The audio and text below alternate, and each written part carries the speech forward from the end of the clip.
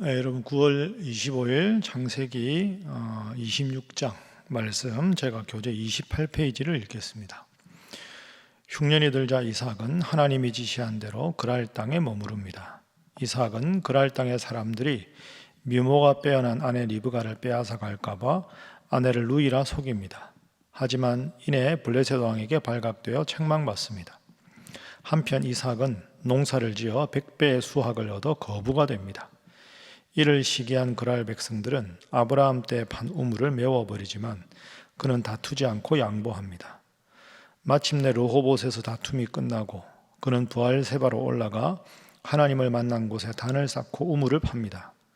그랄 사람들은 이삭과 화친합니다. 이런 와중에 이삭과 리브가는 헷 족속의 딸과 결혼한 에서로 인해 근심합니다. 창세기 26장 말씀, 오늘 말씀은 이삭에 대한 말씀입니다. 이삭이 그랄이라고 하는 땅에 거하면서 생겼던 일에 대해서 기록합니다. 자, 오늘 창세기 26장 1절 말씀에 보면 아브라함 때 첫 흉년이 들었더니 그 땅에 또 흉년이 들매 이삭이 그랄로 가서 블레셋 왕 아비멜렉에게 이르렀다. 그러니까 흉년이 들어서 살기가 어려워지자 이삭이 그랄 땅으로 내려갔습니다. 그런데 이제 그랄 땅에 내려가서 블레셋 왕 아비멜렉이 다스리는 그 땅인데, 여러분 오늘 본문 보면 익숙한 장면이 있을 겁니다. 아브라함이 그의 아내 사라가 워낙 아름다웠기 때문에 누이라고 속인 것처럼 이삭도 그의 아내 리브가를 속입니다. 그러니까 리브가를 보고 마음에 든 사람이 리브가를 차지하기 위해서 이삭 자신을 해할 수 있다, 그런 생각을 한 거겠지요. 그 7절 보십시오. 그곳 사람들이 그의 아내에 대하여 물으매 그가 말하기를 그는 내 누이라 하였으니 리브가는 보기에 아리따움으로 그곳 백성이 리브가로 말미암아 자기를 죽일까 하여 그는 내 아내라 하기를 두려워함이었더라.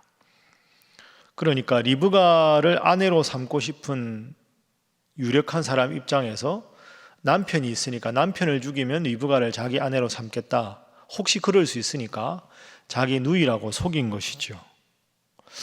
여러분 참 이삭도 아버지 아브라함처럼 연약한 모습이 오늘 본문에 잘 드러납니다. 어떻게 아내를 누이라고 속일 수 있을까? 그러면 만약에 어떤 남자가 그의 아내를 차지하면 자신의 목숨은 부재하겠지만 아내를 아내라고 부르지 못하지 않습니까? 이삭은 참 연약한 사람이었습니다. 그런데 오늘 본문 말씀 뒷부분에 보십시오. 자, 하나님께서 이삭에게 복을 주십니다. 12절 13절.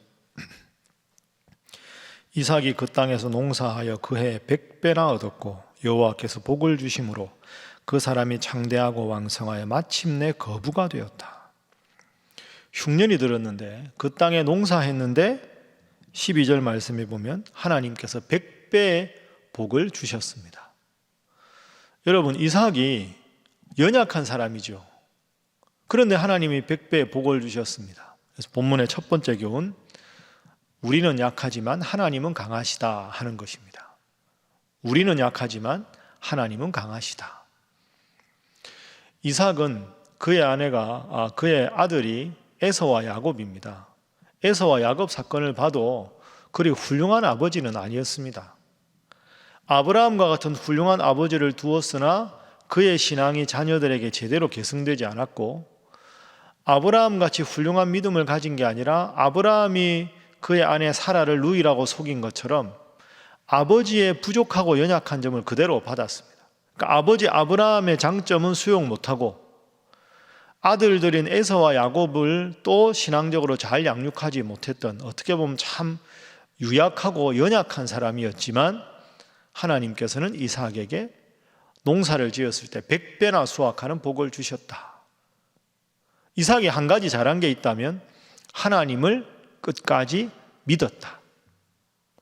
당대에서 그 신앙이 그 자손들에게 전수되는 게 조금 희미했지만 본인은 하나님을 믿었다는 거죠. 그러니까 하나님을 믿으면 인간적인 약점에도 불구하고 연약함에도 불구하고 하나님께 등 돌리지 않으면 하나님은 그를 복 주신다. 그것이 이삭의 일생입니다. 제가 자주 드는 이야기지만 아무리 식물이 푸릇푸릇하고 줄기와 잎이 아주 튼튼하다고 해도 뿌리가 잘려 있으면 얼마 못 갑니다. 그러나 지금 당장은 열매가 없고 초라해 보이지만 그 뿌리가 물가에 탁 뿌리를 내리면 풍성한 열매를 장차 맺게 되는 것이죠. 이삭이라는 사람은 인간적으로 참 유약하고 연약한 사람 같았으나 하나님께 뿌리를 둔 사람이었다. 그래서 그의 능력이 아니라 하나님의 능력으로 100배의 수확을 볼 수가 있었다. 여러분, 사실은 이삭이 저와 우리의 모습 아니겠습니까? 우리의 연약함에도 우리를 사랑하시는 하나님, 그 하나님 꼭 기억하시고 평생 하나님 잘 섬기는 여러분들 되시기 바랍니다. 오늘 본문의 두 번째 교훈은 하나님은 하나님의 사람을 끝까지 돌보신다 하는 것입니다. 하나님은 하나님의 사람을 끝까지 돌보신다. 자, 본문 14절 한번 보십시오. 이삭이 부자가 되어서 양과 소가 떼를 이루고 종이 심이 많으므로 블레셋 사람이 그를 시기합니다. 그러니까 블레셋 땅에 온 이삭이 너무 농사도 잘 되고 14절 말씀해 보면 목축도 잘 돼서 양과 소가 숫자가 너무 많아지니까 블레셋 사람들이 시기하는 것이죠. 고약한 행동을 합니다. 15절에 보면 아브라함 때 판 우물을 막고 흙으로 메워버립니다. 블레셋 사람들이. 자, 그리고는 우리를 떠나라. 사촌이 땅을 사면 배가 아프듯이 이삭이 잘 되는 걸 보고 배가 아파 떠나라 합니다. 17절에 보면 이삭이 그저 떠납니다. 다투지 않고. 그리고 18절에 보면 아브라함이 팠던 우물을 다시 팝니다. 그런데 자, 20절에 보십시오. 그랄 목자들이 와서 이 우물은 우리 것이다 하고 또 다툽니다. 이삭의 목자들이 우물을 팠는데 그 그랄에 살던 블레셋 사람들이 우리 우물이라고 자신들의 것이라고 다투게 되는 거죠. 그리고 또 양보합니다. 21절 보십시오. 또 다른 우물을 이삭의 하인들이 팝니다. 또 다툽니다. 여러분, 계속 우물을 팔 때마다 다투지요. 우물은 사막 지역이니까 식수로도 필요하고 농사가 잘 되려면, 그리고 목축이 잘 되려면 물은 필수입니다. 그러니까 우물은 생명을 뜻합니다. 이것저것 판다고 우물이 나오는 게 아닙니다. 사막 지역은. 우물 하나 파기가 얼마나 어렵습니까? 팔 때마다 자꾸 우리 것이라 그러고 메우고 하니까 끝까지 양보합니다. 그런데 하나님께서 이삭을 돌보십니다. 자, 결과를 보시죠. 26절부터 29절 보십시오. 아비멜렉, 그랄 땅의 왕이지요. 아비멜렉이 그 친구와 더불어서 이삭에게로 옵니다. 그랄 땅에서 이제 자꾸 옮겨간 이삭에게 와서 이렇게 말하지요. 이삭이 먼저 말합니다. 너희가 나를 미워하여 나에게 너희를 떠나라 하였거늘 어찌하여 내게 왔느냐. 자, 아비멜렉이 말합니다. 여호와께서 너와 함께 계심을 우리가 분명히 보았다. 29절 너는 우리를 해하지 말아라.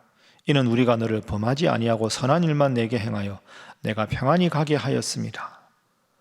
여러분, 지금 블레셋 땅에 와서 그랄 땅에서 계속 지금 우물을 팔 때마다 그쪽 지역에 있던 사람들이 시기해서 모함을 하고 투기를 하니까 양보했습니다. 그럼 양보해서 이삭이 완전히 그냥 왕따가 되고 요즘 말로 고립되었습니까? 아닙니다.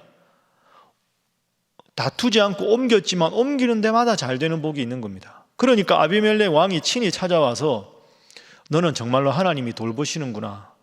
그러니까 앞으로도 우리와 잘 지내자. 자신들이 먹어서 보내놓고는 자신들이 와서 우리가 잘못했다 화해하자 이렇게 말합니다. 하나님 편에 서 있으면 하나님께서 그 어떤 어려운 상황에서도 우리를 지켜주신다 하는 것을 이삭을 통해서 볼 수가 있는 것이죠. 그러니까 그 우물을 다시 파고 다시 파도 이삭이 팔 때마다 물이 나오는 겁니다. 하나님께서 친히 원수를 갚아주시는 거죠. 인간적으로 생각하면 여러분, 이삭이 얼마나 화가 났겠습니까? 이삭의 종들이 뒷담화했겠죠. 아유, 우리 주인은 참 유약해. 아니 강단 있게 좀 말하지. 이거 우리가 파는 분인데 왜 우리가 양보하고 떠나야 돼? 참 주인 답답해. 참 한심해. 이런저런 말이 많았겠죠. 그러나 이삭은 하나님께서 나와 함께 하시니, 내가 하나님을 떠나지 않았으니 장소와 관계없이, 여건과 관계없이 하나님이 나를 지키실 것이라는 확신이 있었습니다. 여러분, 가슴에 손을 얹어 보십시오. 눈을 감아 보십시오. 하나님 나를 아십니다. 하나님 나를 아십니다. 자, 눈 떠 보십시오. 이 고백할 때 여러분 마음이 어떠셨습니까? 하나님은 나를 아십니다. 이럴 때 까닭 없는 평안함이 여러분 마음속에 쫙 스며들어야 합니다. 그게 하나님 잘 믿는 사람입니다.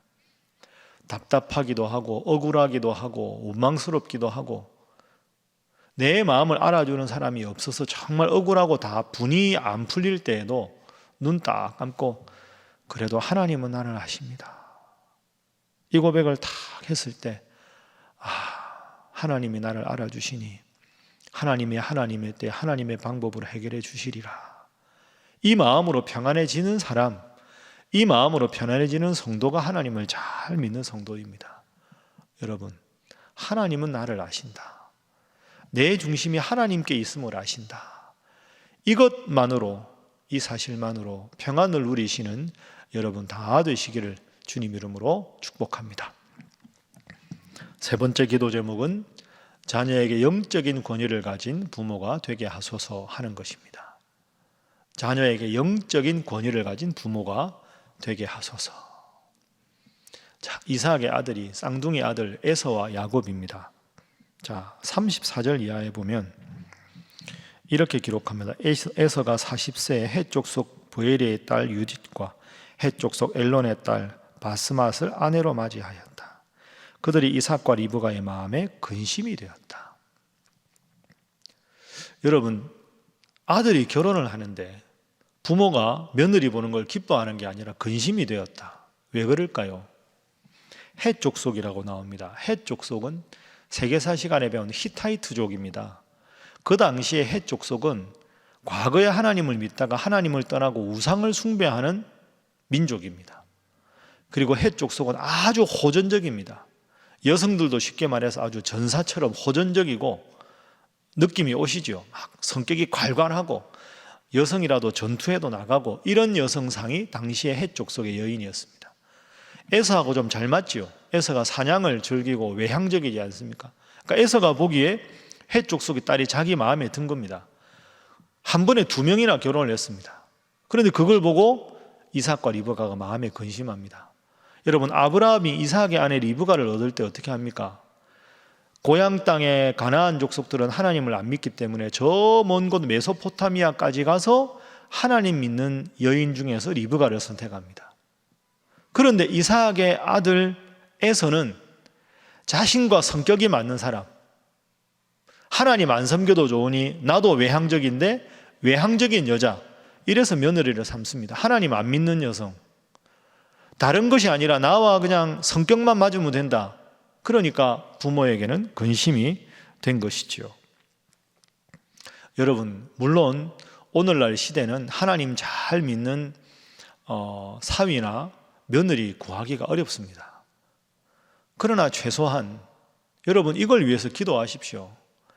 안 믿는 가정에서 자란 안 믿는 며느리라 교수라 할지라도 안 믿는 사위감이라 할지라도 우리 집안이 열심히 하나님 믿고 자기와 결혼할 배우자가 하나님 잘 믿으면 최소한 같이 예배당에 나오고 세례 정도는 받고 결혼하는 게 그게 맞는 것 아니겠습니까? 여러분, 제가 목사라 신앙을 강요한다 그렇게 생각하지 마십시오. 그게 아니라 내가 평생 살아가야 될 배우자가 하나님 믿는 걸 가장 소중하게 여긴다면, 그 사람을 정말 사랑한다면 그 사람이 가진 신앙을 함께 가지고 하자 하는 마음이 있는 것이 사랑의 증표 아닙니까? 그래서 요즘에 스몰 웨딩 한다는데 그렇게 바람직하지 않습니다. 자기가 태어나서 자기가 선택할 수 있는 가장 중요한 게 배우자인데 그 배우자와 함께하는 결혼은 제일 좋은 건 예배당에서 목사님 모시고 예배 형식으로 하는 겁니다. 예배당이 아니면 예식장이라서 하고요. 예식장도 안 되면 결혼 전에 와서 목사님께 축복기도 받고 하나님 잘 믿기로 결심하고 결혼하는 게 맞습니다. 그래야 하나님께서 그 가정을 지켜주시지 않겠습니까? 여러분 꼭 기억하시기 바랍니다. 말씀을 정리하겠습니다. 우리는 약하지만 하나님은 강하십니다. 그 강하신 하나님 편에 서 있으면 하나님은 영원히 우리의 인생을 책임져 주십니다. 그리고 그 하나님을 믿는 그 신앙이 나뿐 아니라 우리 자녀들에게 잘 전수될 수 있도록 여러분 기도하십시오. 이제 명절도 다가오는데 가족들이 다 하나님 잘 믿고 명절날 아침이면 하나님 앞에 예배드리는 여러분 가정 될 수 있도록 오늘은 특별히 여러분의 가정을 위해서 다 함께 주님 앞에 기도하겠습니다.